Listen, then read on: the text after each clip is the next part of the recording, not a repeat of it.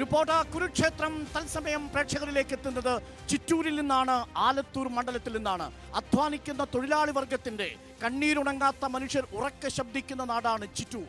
ആ ചിറ്റൂർ മാറ്റങ്ങൾക്ക് വേണ്ടി ആഗ്രഹിച്ചപ്പോൾ ഇടതുകോട്ട തകർത്ത് അവിടെ നിന്ന് പാട്ടും പാടി UDF സ്ഥാനാർത്ഥി പോയ മണ്ഡലം തിരിച്ചു പിടിക്കുമോ ഇടതുപക്ഷം എന്നതാണ് ചോദ്യം. ഒരു വലിയ മാറ്റമാകാൻ സാധ്യതയുണ്ടോ BJPയുടെ സാന്നിധ്യം എന്നതാണ്. അതല്ല വീണ്ടും രമ്യ പാട്ടും പാടി പാർലമെന്റിലേക്ക് പോകുമോ എന്നതാണ് ചോദ്യം. ചിറ്റൂർ മണ്ഡലത്തിൽ നിന്നും ആലത്തൂർ മണ്ഡലത്തിൽ നിന്നുമാണ് തത്സമയം പ്രേക്ഷകരിലേക്ക് റിപ്പോർട്ടർ കുരുക്ഷേത്രം എത്തുന്നത്. എല്ലാ പ്രേക്ഷകർക്കും ചൂടുപിടിച്ച് ഈ സായാഹ്ന ചർച്ചയിലേക്ക് സ്വാഗതം. വെൽക്കം ടു റിപ്പോർട്ടർ കുരുക്ഷേത്രം തത്സമയം.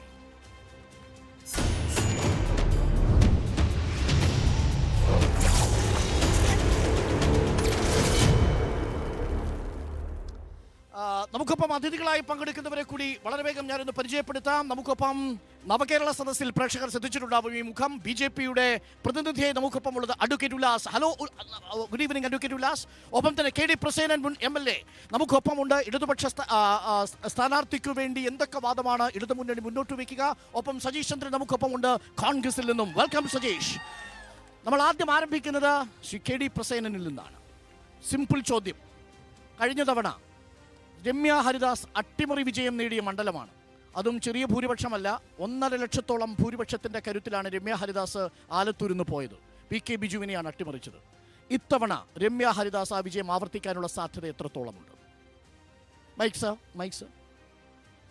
ഇത്തവണ ഈ കേരളം വളരെ ആർജവത്തോടുകൂടി ഈ നാടിൻ്റെ അഭിമാനം ഉയർത്തിപ്പിടിക്കുന്നതിന് വേണ്ടി കേരളത്തിൻ്റെ അവകാശങ്ങൾ നിഷേധിക്കുന്ന കേന്ദ്ര ഭരണകൂടത്തിന് ജയ് വിളിക്കാൻ വേണ്ടി UDFൻ്റെ MPമാരെ ഒരൊറ്റ എണ്ണത്തിനെ പോലും ഈ കേരളത്തിൽ നിന്ന് തിരഞ്ഞെടുക്കില്ല എന്ന് പ്രതിജ്ഞയെടുത്ത ഒരു കാലമാണിത്. ആ പ്രതിജ്ഞയിൽ കേരളത്തിലെ ഏറ്റവും ഉയർന്ന ഭൂരിപക്ഷത്തിൽ ഇടതുപക്ഷ സ്ഥാനാർത്ഥി ജയിക്കാൻ പോകുന്നത് ആലത്തൂർ മണ്ഡലത്തിൽ നിന്നാണ്. അത് K രാധാകൃഷ്ണനാണ് എന്ന കാര്യത്തിൽ യാതൊരു സംശയവും എനിക്കില്ല. പെൻഷൻ വാങ്ങുന്നവരുടെ വോട്ട് കിട്ടുമോ സാർ? തീർച്ചയായും. ഇന്ത്യ രാജ്യത്ത് ഏറ്റവും ഉയർന്ന പെൻഷൻ ലഭിക്കുന്നത് ഈ കേരളത്തിലാണ്. 60 ലക്ഷം പേർക്കാണ് ക്ഷേമ പെൻഷൻ ഇവിടെ നിന്ന് വിതരണം ചെയ്യുന്നത്. ഈ രാജ്യത്ത് മറ്റെവിടെയും ലഭിക്കാത്ത നിലയിലുള്ള ക്ഷേമ പെൻഷൻ. നമ്മുടെ രാജ്യത്ത് അനുഭവം എന്താ? കേന്ദ്ര ഗവൺമെന്റും കോൺഗ്രസും BJPയും ഭരിക്കുന്ന സംസ്ഥാനങ്ങളിൽ വാർദ്ധക്യകാല പെൻഷൻ, വിധവാ പെൻഷൻ എന്നൊക്കെ പറയുന്നത് കേവലം 200 രൂപ മാത്രമാണ്. അത് നാമമാത്രമായ എണ്ണത്തിനാണ്. എന്നാൽ കേരളത്തിൽ 60 ലക്ഷം പേർക്ക് ക്ഷേമ പെൻഷൻ വിതരണം ചെയ്യുന്നു. അത് 1600 രൂപ പ്രതിമാസമാണ്. UDF ഈ കേരളം ഭരിക്കുമ്പോൾ 600 രൂപയായിരുന്നു പ്രതിമാസ പെൻഷൻ. അത് 10 മാസം മുതൽ 25 മാസം വരെ കുടിശ്ശിക വെച്ചതാണ് UDFൻ്റെ ഭരണകാലഘട്ടം. ഇപ്പോൾ 5 മാസക്കാലം പെൻഷൻ നൽകാൻ കഴിയാതെ പോകുന്നതിൻ്റെ ഏറ്റവും അടിസ്ഥാനപരമായ കാരണം എന്താണ്? ഈ കേരളത്തിന് അവകാശപ്പെട്ട നികുതി വിഹിതം തരാതിരുന്നു എന്ന് മാത്രമല്ല, പെൻഷന് വേണ്ടി കടം വാങ്ങി പെൻഷൻ കൊടുക്കാൻ പാടില്ല എന്ന ഉത്തരവ് കേന്ദ്രമുണ്ടാക്കിയപ്പോൾ അതിന് കൈവക്കിയ UDFൻ്റെ 18 MPമാർ ഈ കേരളത്തിന്റെ ശാപമാണ് എന്ന് നിശ്ചയിച്ച ഒരു തെരഞ്ഞെടുപ്പ് കാലമാണ്. പാർലമെന്റിൽ ഏറ്റവും കൂടുതൽ ചോദ്യം ചോദിച്ച MPമാരുടെ പട്ടികയിലാണ് രമ്യ ഹരിദാസ്. ആർക്ക് വേണ്ടിയാണ് ചോദ്യം? ചോദിച്ച ചോദ്യങ്ങളിൽ ഒരു ചോദ്യമെങ്കിലും കേരളത്തിലെ നെൽകർഷകരുടെ കുടിശ്ശിക കൊടുക്കാതിരുന്ന കേന്ദ്ര ഗവൺമെന്റിനെതിരെ ഒരു ചോദ്യം പോലും MP ചോദിച്ചിട്ടില്ല. ചോദ്യം ചോദിച്ചതിൽ ഒരു ചോദ്യമെങ്കിലും ഈ ക്ഷേമ പെൻഷന് കടം വാങ്ങാൻ പാടില്ല എന്ന കേന്ദ്ര നിയമത്തിനെതിരെ ഒരു ചോദ്യം പോലും ചോദിക്കാൻ വേണ്ടി തയ്യാറായില്ല. 57,000 കോടി രൂപ കേരളത്തിന് അർഹതപ്പെട്ടത് തരാതിരുന്നപ്പോ അതിനെതിരെ ഒരു ചോദ്യം ചോദിക്കാൻ കേരളത്തിലെ UDF അവർക്ക് കൂടി വിശ്വാസം വേണ്ടേ? 57,000 കോടി ഉണ്ട് എന്നുള്ളത് അവർക്ക് തന്നെ ബോധ്യമില്ല. 57,000 സാർ നോക്കൂ, ഇടതുമുന്നണിയിലെ അംഗങ്ങൾക്ക് പോലും 57,000 കോടി എന്ന കണക്കിൽ വിശ്വാസമില്ല. 57,000 കോടി എന്നത് വളരെ വ്യക്തമായ കണക്കാണ്. ഇന്ത്യയുടെ സുപ്രീം കോടതി അത് അംഗീകരിച്ച ദിവസമാണ്. സുപ്രീം കോടതി 57,000 കോടി അംഗീകരിച്ചിട്ടില്ല. 13,608 കോടി രൂപ കൊടുക്കാനുള്ളത് കൊടുക്കാൻ പറഞ്ഞു. 500 കോടി അംഗീകരിച്ചല്ലോ. അത് കൊടുക്കാനുള്ളതാ. അംഗീകരിച്ചു. മറ്റു കണക്കുകളുടെ വിശദാംശം സുപ്രീം കോടതിക്ക് ഒറ്റ ദിവസം കൊണ്ട് നോക്കാൻ പറ്റില്ല. രണ്ട് ഗവൺമെന്റും തമ്മിൽ ചർച്ച നടത്തും. സുപ്രീം കോടതിക്ക് നോക്കാൻ പറ്റുന്ന കാര്യം നമ്മൾ വിധിച്ചു എന്ന് പറയാൻ പാടില്ല. ഒരു നിമിഷം KD പ്രസിഡന്റ്, ഞാനതിലേക്ക് വരാം. നമുക്ക് ഒറ്റ മറുപടി കൂടി എനിക്ക് വേണം. അതായത് ആലത്തൂർ മണ്ഡലത്തിൽ എന്തുകൊണ്ടാണ് ഇടതുമുന്നണിക്ക് വോട്ടർമാർ വോട്ട് രേഖപ്പെടുത്തേണ്ടത്? ഒറ്റ വാചകത്തിൽ ഉത്തരം. ഒറ്റ വാചകത്തിൽ ഉത്തരം പറഞ്ഞാൽ ഈ രാജ്യത്തിലെ ഭരണഘടനയെ തകർക്കാൻ ഒരുമ്പെട്ടിറങ്ങിയ കേന്ദ്ര ഗവൺമെന്റിനോട് സന്ധി ചെയ്ത് തങ്ങളുടെ കൂട്ടത്തിലുള്ള എല്ലാ നേതാക്കന്മാരെയും BJP-യിലേക്ക് സംഭാവന ചെയ്യുന്ന ഈ കോൺഗ്രസുകാർ രാജ്യത്തിലെ മതനിരപേക്ഷ തകർക്കുന്നവരാണ് എന്ന കാരണം കേരളം മനസ്സിലാക്കുന്നു. ദേവികുളത്തിൽ MLA ഉണ്ടായിരുന്നു, പേര് S. രാജേന്ദ്രൻ. പുള്ളിയെ കണ്ടു BJP നേതാക്കൾ. ആദ്യ അതിഥികൾ ബേജാറാവേണ്ട കാര്യമില്ല. കോൺഗ്രസിന്റെ 11 മുൻ മുഖ്യമന്ത്രിമാരാണ് ഇതിനകം BJP-യിൽ ചേർന്നത്. പേര് ഞാൻ പറയാം. മഹാരാഷ്ട്രയിലെ മുൻ മുഖ്യമന്ത്രി അശോക് ചവാൻ, കർണാടക മുൻ മുഖ്യമന്ത്രി SM കൃഷ്ണ, UP മുൻ മുഖ്യമന്ത്രി ജഗദാംബിക പാൽ, എല്ലാം കോൺഗ്രസിന്റെ K. കരുണാകരൻ, AK ആന്റണി എന്ന കേരളത്തിലെ മുൻ മുഖ്യമന്ത്രിമാരുടെ 2 മുൻ മുഖ്യമന്ത്രിയുടെ ചോര ഇന്ന് BJP-യിൽ ചേർന്ന് എഴുതിയിരിക്കുന്നു. ഇതാണ് സജീഷ്, വളരെ പ്രധാനപ്പെട്ട ആരോപണമാണ്. അതായത് ഒരൊറ്റ ചോദ്യമേ ഞാൻ ചോദിച്ചുള്ളൂ, എന്തുകൊണ്ട് ആലത്തൂർ ഇടതുമുന്നണിക്ക് അനുകൂലമായി വിധി എഴുതണം? അതിന് പറഞ്ഞത് ദേശീയ രാഷ്ട്രീയത്തിൽ നരേന്ദ്രമോദിക്ക് അനുഗുണമായ രീതിയിൽ MP-മാരെ സപ്ലൈ ചെയ്യുന്ന ഒരു സപ്ലൈ ചെയിനായി കോൺഗ്രസ് മാറിക്കഴിഞ്ഞിരിക്കുന്നു എന്നതാണ്. ഏറ്റവും ഒടുവിൽ പത്മജ വരുന്നു, അതിന് തൊട്ട് മുമ്പ് അനിൽ ആന്റണി വരുന്നു. വന്നവരെല്ലാം പ്രമുഖരാണ്. പ്രമുഖരെന്ന് പറഞ്ഞാൽ പ്രമുഖരുടെ മക്കളാണ്. നമ്മൾ കണ്ടു, നിലമ്പൂരിൽ ഒരു പോസ്റ്റർ കണ്ടു, ലീഡറിന്റെ പടമാണ് BJP-യുടെ പോസ്റ്ററിൽ. സങ്കല്പിക്കാൻ കഴിയും ഒരു കാലഘട്ടത്തിന് മുമ്പ് K. കരുണാകരന്റെ ഫോട്ടോ വെച്ച് ഫ്ലെക്സ് അടിക്കുന്ന അവസ്ഥയിലേക്ക് BJP-യെ കരുത്തുറ്റതാക്കി മാറ്റുന്നത് കോൺഗ്രസ് ആണ് എന്നതാണ് ആരോപണം. മറുപടി അതിനു മുമ്പ് പ്രിയപ്പെട്ട അരുൺ മാഷിന്റെ ഇൻട്രോ വളരെ നല്ല ഇൻട്രോ ആയിരുന്നു. അമ്മാരി കമന്റ് ഒക്കെ പറയാലോ അല്ലേ? പറഞ്ഞു, ധൈര്യമായിട്ട് പറഞ്ഞു. പറയാലോ അല്ല, ചിലടത്ത് അമ്മാരി കമന്റ് പറയാൻ മനസ്സിലായി പറയാൻ പറ്റുമോ എന്ന് ചോദിച്ചത്. അമ്മാതിരി കമന്റ് ഒന്നും വേണ്ട, കമന്റ് ഒന്നും വേണ്ട. ഇവിടെ പ്രിയപ്പെട്ട LDF-ന്റെ പ്രതിനിധി ഇവിടെ സൂചിപ്പിച്ചു, ജഗദാംബിക പാൽ എന്ന് പറയുന്ന ഒരാള് പാർട്ടി വിട്ടു പോയി എന്ന് പറഞ്ഞു. ഈ ജഗദാംബിക പാല് മുഖ്യമന്ത്രിയായിരുന്ന ഒരേ ഒരു ദിവസമാണ്. ഇന്ത്യയിൽ ഏറ്റവും കുറവ് കാലം മുഖ്യമന്ത്രിയായിരുന്നയാളാണ് ഈ ജഗദാംബിക പാല്. ഇതുപോലെയാണ് ഇവരുടെ ലിസ്റ്റ് എടുത്ത് വരുന്നത്. ഏറ്റവും മിനിമം ഇവരൊക്കെ കോൺഗ്രസ് അംഗത്വം ഉപേക്ഷിച്ച് ആണ് BJP-യിൽ ചേർന്നിട്ടുള്ളത്. പക്ഷേ ബംഗാളിലെ മാൽഡ നോർത്ത് എന്ന് പറയുന്ന സ്ഥലത്ത് 2019-ൽ താമര ചിഹ്നത്തിൽ മത്സരിച്ച ഒരാളുണ്ട്. അദ്ദേഹത്തിന്റെ പേരാണ് ഗഗൻ മുർമു. അദ്ദേഹം താമര ചിഹ്നത്തിൽ മത്സരിക്കുമ്പോ അരുവാൾ ചുറ്റിക നക്ഷത്രത്തിൽ മത്സരിച്ച് MLA ആയിരിക്കുമ്പോഴാണ് BJP-യിൽ താമര ചിഹ്നത്തിൽ മത്സരിച്ചത്. നാണക്കേട് ഇതിന് പരമുണ്ടോ? പക്ഷേ ഇന്ന് കേരളത്തിൽ BJP അവതരിപ്പിച്ചിരിക്കുന്ന സ്ഥാനാർത്ഥി പട്ടികയിൽ 4 പേരും പഴയ UDF-കാരാണ്. ഇവർക്ക് എന്ത് സ്വാധീനം ചെലുത്താൻ കഴിയും എന്നുള്ളത് കാലം തെളിയിക്കേണ്ട ഒന്നാണ്. മറ്റൊരു കാര്യം പറയാം. ഇവിടെ സൂചിപ്പിച്ചു SM കൃഷ്ണ കോൺഗ്രസ് വിട്ടുപോയി. ആ കർണാടക ഇപ്പോ ഫാസിസത്തെ ഒറ്റയ്ക്ക് നിന്ന് തോൽപ്പിച്ചുകൊണ്ടാണ് ഞങ്ങൾ മുന്നോട്ട് പോകുന്നത്. ഒറ്റയ്ക്ക് നിന്ന് തോൽപ്പിച്ചു. അവിടെയും പിന്നിൽ നിന്ന് കുത്തുന്ന ഒരു നയമായിരുന്നു ഈ LDF-ന്റേത്. ഈ ചിറ്റൂരിൽ നിന്നാണ് എപ്പോ കുത്തി അവർക്ക് ഈ കർണാടകയിൽ അവർ സ്ഥാനാർത്ഥികൾ കോൺഗ്രസ് ജയിക്കുന്ന മണ്ഡലങ്ങളിൽ BJP-യെ ജയിപ്പിക്കുന്നതിന് വേണ്ടി സ്ഥാനാർത്ഥികളെ നിർത്തുകയും കുറച്ച് വോട്ട് വാങ്ങി അവിടെ കോൺഗ്രസിന്റെ വിജയം ഇല്ലാതാക്കുവാൻ. പക്ഷേ കർണാടക മുഖ്യമന്ത്രിക്ക് കേരള മുഖ്യമന്ത്രിയുമായിട്ട് ഈ കേന്ദ്രത്തിന്റെ കടത്തിന്റെ കാര്യത്തിൽ ഒരേ ശബ്ദമായിരുന്നല്ലോ. കേന്ദ്രത്തിന്റെ കാര്യത്തിൽ ഒരേ ശബ്ദമാണ് എന്ന് പറയുന്നതിന്റെ കാരണം കേന്ദ്രത്തിന്റെ അവഗണന ഇല്ല എന്ന് പ്രതിപക്ഷം ഇവിടെ പറഞ്ഞിട്ടില്ല. കർണാടക സർക്കാരിന് അങ്ങനെ ഒരു ആരോപണമുണ്ട്. കർണാടക സർക്കാർ എന്തിനു വേണ്ടി സമരം ചെയ്തു കേരളത്തിലെ കോൺഗ്രസ് കൈകോർത്തില്ല. കേന്ദ്രത്തിന്റെ അവഗണനയുണ്ട്. ആർക്കാണ് ഇവിടെ തർക്കം? കേന്ദ്രം ശ്വാസം മുട്ടിക്കുകയാണ്, സമരം ചെയ്യാതെ തകർക്കുകയാണ്. എന്താണ് രമ്യ ഹരിദാസ് എം പി ദില്ലി ചലോ മാർച്ചിൽ പങ്കെടുക്കാത്തത്? മാഷെ കണക്കുകൾ കൊടുക്കണ്ടേ? ഇവർ വാങ്ങിച്ചിട്ടുള്ള പൈസ, തദ്ദേശ സ്ഥാപനങ്ങളിലേക്ക് വാങ്ങിച്ചിട്ടുള്ള പൈസ യൂട്ടിലൈസേഷൻ നടത്താതെ വകമാറ്റി ചെലവഴിച്ചുകൊണ്ട് ക്ലിഫ് ഹൗസിലേക്ക് 1-ാം നിലയിലേക്ക് ലിഫ്റ്റ് നടത്തുവാനും ക്ലിഫ് ഹൗസിൽ നായയെ കുളിപ്പിക്കുമെന്ന് പണ്ട് നായനാര് പറഞ്ഞ ആ കുളം, ആ സ്വിമ്മിംഗ് പൂള് വൃത്തിയാക്കാൻ പണം കുഴി വൃത്തിയാക്കാൻ ലക്ഷങ്ങൾ അനുഭവിച്ചുകൊണ്ടിരിക്കുകയാണ്. ഇതുപോലെയാണ് ഞങ്ങളുടെ സഹോദരങ്ങളായ ശരത് ലാലിനെയും കൃപേഷിനെയും അറുങ്കൊല ചെയ്ത ആ ദുഷ്ടന്മാരെ, ആ ക്രിമിനലുകളെ അവരെ സംരക്ഷിക്കുന്നതിന് വേണ്ടി സുപ്രീം കോടതിയിൽ 80 ലക്ഷത്തോളം കൊടുക്കുകയാണ്. 80 ലക്ഷത്തോളം കൊടുക്കുകയാണ്.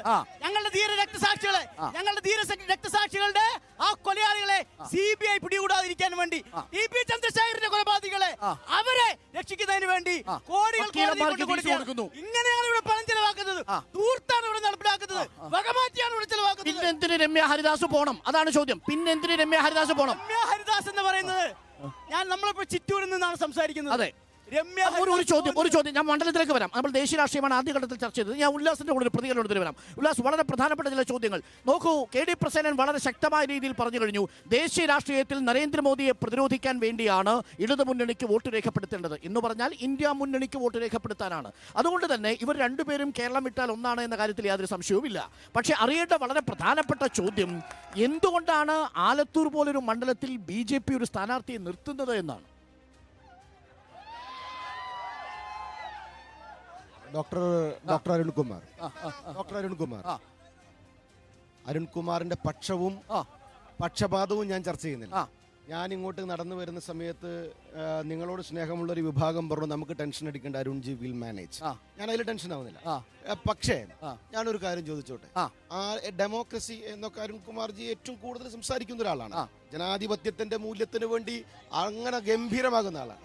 അങ്ങയുടെ മനസ്സിൽ നിന്ന്, അങ്ങയുടെ നാവിൽ നിന്ന് ആലത്തൂർ പോലെയുള്ള ഒരു സ്ഥലത്ത് BJP എന്തിന് അല്ലെങ്കിൽ NDA എന്തിന് മത്സരിക്കുന്നു എന്ന് ചോദിച്ചത് തന്നെ അങ്ങയുടെ ഭാഗത്ത് നിന്ന് വന്നൊരു വീഴ്ചയാണ്. അത് തിരുത്തണം. പറഞ്ഞോളൂ. 2, NDA ഞാൻ മോദിയുടെ ഗ്യാരണ്ടി പുതിയ കേരളം എന്ന് പറഞ്ഞ മുദ്രാവാക്യവുമായിട്ട് ഞങ്ങൾ കേരളത്തിൽ സൗണ്ട് കേൾക്കില്ല, പുറത്ത് കേൾക്കില്ല. ഉല്ലാസിന്റെ ശബ്ദം മാത്രമേ പുറത്ത് കേൾക്കൂ. ഞങ്ങൾ മത്സരിക്കുമ്പോ 4 സീറ്റിന് വേണ്ടി ഇടതുപക്ഷവും 40 സീറ്റിന് വേണ്ടി മൂപ്പരും 400 സീറ്റിന് വേണ്ടി ഇന്ത്യയിൽ ഞങ്ങളും മത്സരിക്കും.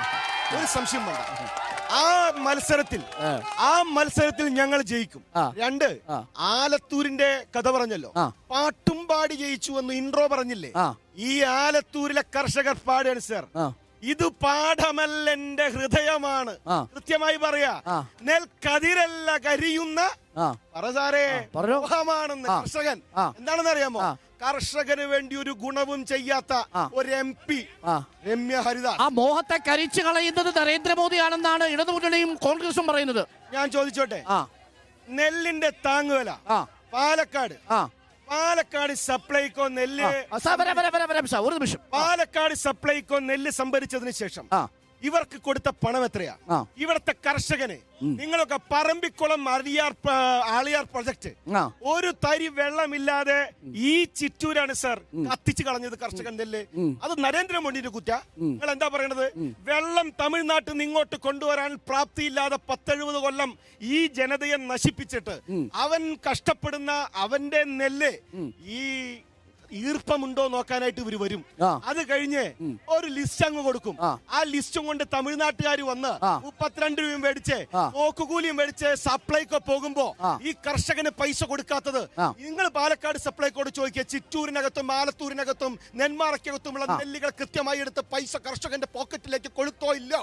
ഞങ്ങൾ കിസാൻ സമ്മാൻ നിധി പദ്ധതിയിലൂടെ ഞങ്ങളുടെ പണം ഡയറക്റ്റ് കർഷകന്റെ അക്കൗണ്ടിലേക്ക് കൊടുത്തപ്പോ നിങ്ങൾക്ക് നിങ്ങളുടെ സർക്കാരിന് ഒരു ദിവസം സാർ ഇന്ത്യയിൽ ആത്മഹത്യ ചെയ്ത കർഷകരുടെ എണ്ണം എത്ര? ഒരു നിമിഷം നോക്കൂ, 30 കർഷകർ ഒരു ദിവസം ആത്മഹത്യ ചെയ്യുന്ന ഒരു രാജ്യമായി നമ്മുടെ രാജ്യം മാറിയത് ഈ കിസാൻ സമ്മാൻ നിധി കൊണ്ടാണോ? ചോദിക്കട്ടെ സാർ, ഈ ഇന്ത്യ മഹാരാജ്യത്ത് ആ കർഷക സമരം നടക്കുന്നതിന്റെ ശരിയും തെറ്റുകളും ശരികേടുകളും രാഷ്ട്രീയവും സൂത്രവും കൃത്യമായി എന്നേക്കാൾ കൂടുതൽ അറിയുന്ന ആളാണ് ഈ കാര്യത്തിൽ ബഹുമാനായ ശ്രീ അരുൺകുമാർ. നിങ്ങൾക്ക് വളരെ വ്യക്തമായിട്ട് അറിയാം ആ രാഷ്ട്രീയം എന്താണെന്നും അതിന്റെ പിന്നിലുള്ള പൊളിറ്റിക്സ് ആരൊക്കെ കൈകാര്യം ചെയ്യുന്നു എന്നുള്ളത്. അത് കർഷകന്റെ രോധനമല്ല സർ, അത് കർഷകന്റെ തിണ്ടമെടുക്കാണ് നരേന്ദ്രമോദി സർക്കാരിനെതിരെയുള്ളത്. ആത്മഹത്യകളല്ല ഞാൻ പറഞ്ഞത്.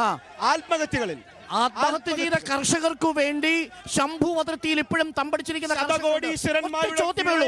നിങ്ങൾ നരേന്ദ്രമോദി സർക്കാർ മുട്ടുമടക്കിയത് ഈ കർഷകർക്ക് മുന്നിൽ മാത്രമല്ലേ സാർ? നരേന്ദ്രമോദി സർക്കാർ മുട്ടുമടക്കിയത് ഈ കർഷകർക്ക് മുന്നിലല്ലേ? 3 ബില്ലുകൾ എടുത്തുകൊണ്ട് പോകേണ്ടി വന്നില്ലേ സാർ? സർക്കാർ ഒന്നും മുട്ടുമടക്കിയിട്ടില്ല സാർ. 3 ബില്ല് പോയില്ലേ? 3 ബില്ല് ഇല്ല സാർ. ഒരു മിനിറ്റ്, മുട്ടുമടക്കിയിട്ടില്ലല്ലോ. 3 ബില്ല് ഞാൻ ചോദിക്കട്ടെ ഇല്ലേ? എന്തിനാ പിൻവലിച്ചു? പിൻവലിച്ചു. ബഹുമാനായ അരുൺകുമാർ ജി, നിങ്ങൾ ചോദിച്ചു ഒരു സർക്കാർ അധികാരത്തിലിരിക്കുന്ന സമയത്ത് പ്രതിഷേധങ്ങളും മറ്റുള്ള കാര്യങ്ങളും നടക്കുമ്പോ അങ്ങ് എന്താണ് പറയുന്നത്? ആ ബില്ല് ഇനി 3 തവണ, ഇനി 4 തവണ, ഇനി 6 തവണയായിക്കോട്ടെന്ന്. അത് ഒരു സർക്കാർ ചെയ്തത് ശരിയല്ല എന്ന് അങ്ങേക്ക് അഭിപ്രായം ഉണ്ടോ? അല്ല, എപ്പോഴാ പിൻവലിച്ചത്? 700 കർഷകരുടെ ജീവൻ കൊടുക്കേണ്ടി വന്നു ആ 3 ബില്ലുകൾ പിൻവലിക്കാൻ. ഒരു കാര്യം ചോദിച്ചോട്ടെ, നിങ്ങൾ ഈ കർഷകന്റെ സ്നേഹം കാണിക്കുന്ന സമയത്ത് അരുൺകുമാർ ഈ കേരളത്തിലെ കർഷകന്റെ വിഷമം കാണുന്നില്ലെന്ന യാഥാർത്ഥ്യം നിങ്ങൾ മനസ്സിലാക്കണം. എന്നോട് ചോദിക്കുന്നു. രണ്ട്, ഇവരോടൊരു കാര്യം ചോദിക്കട്ടെ. ബഹുമാനായിട്ടുള്ള പ്രസേനൻ MLA വളരെ നല്ല മനുഷ്യൻ, അദ്ദേഹത്തോട് ഞാൻ ഒരു കാര്യം ചോദിച്ചോട്ടെ. കേന്ദ്ര സർക്കാർ കൊടുക്കുന്ന പൈസ എന്ന് പറഞ്ഞ കേന്ദ്ര വിഹിതം താങ്ങുവിലയിൽ കേന്ദ്ര സർക്കാർ 90% കൊടുക്കുന്ന പൈസ, ആ പൈസയുടെ കേന്ദ്ര സർക്കാർ കൂട്ടിയ പണം നിങ്ങൾ എന്തിനാണ് കുറച്ചത് സാർ? കർഷകനോട് എന്തിനാണ് നിങ്ങൾ പറയുന്നുണ്ടായിരുന്നു കേന്ദ്ര സർക്കാർ എന്തോ നെല്ലിന്റെ പണം കൊടുത്തു എന്ന്.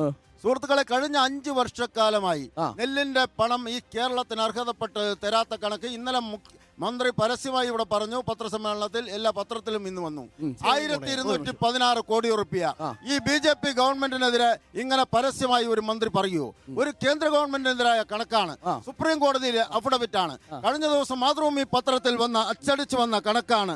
2019-20 188 കോടി റുപ്യ കേന്ദ്ര സർക്കാർ നമ്മുടെ നെല്ലളന്നു കൊണ്ടുപോയി അരിയാക്കി മനുഷ്യർക്ക് റേഷൻ കടയിലൂടെ അരി കൊടുത്ത് ആ വിറ്റ് എല്ലാം കഴിഞ്ഞ് കണക്ക് കൊടുത്തിട്ടും തരാത്ത പണമാണ്. 2022-23 351.22 കോടി ഉൾപ്പെടെ 1200 കോടി രൂപ എല്ലാ കണക്കുമുണ്ട്. പൈസ തരാതിരിക്കും.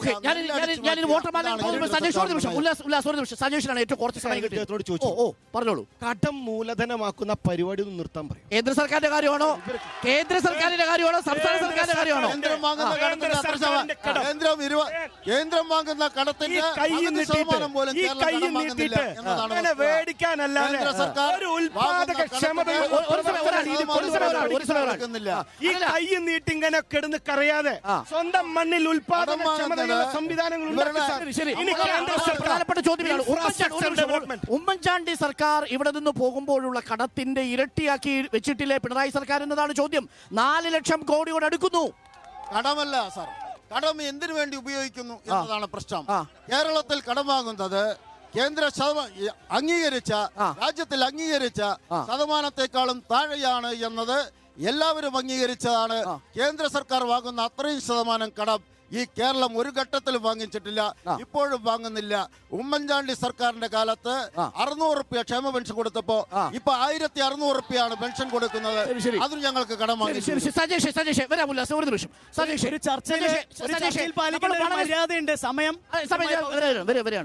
ഒരു ചോദ്യം നേരത്തെ ചോദിച്ചിരുന്നു.